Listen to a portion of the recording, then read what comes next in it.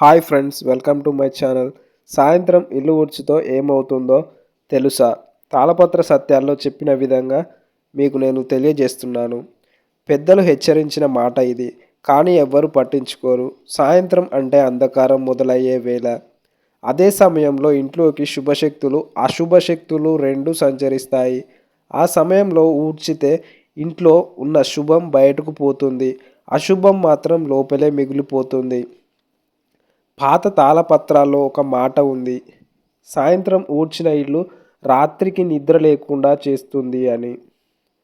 ఎందుకంటే సాయంత్రం ఊడ్చిన తర్వాత ఇంట్లో అనవసర గొడవలు, డబ్బు నిలవకపోవడం, మనసులో భయం, రాత్రి చెడు కలలు మెల్లగా మొదలవుతాయి.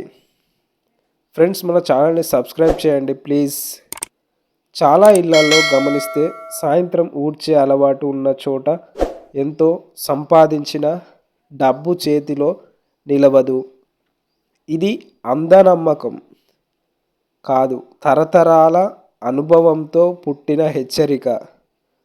అందుకే పూర్వీకులు చెప్పారు, సూర్యుడు అస్తమించేలోపు ఊడ్చి సాయంత్రం అయితే దీపం వెలిగించు.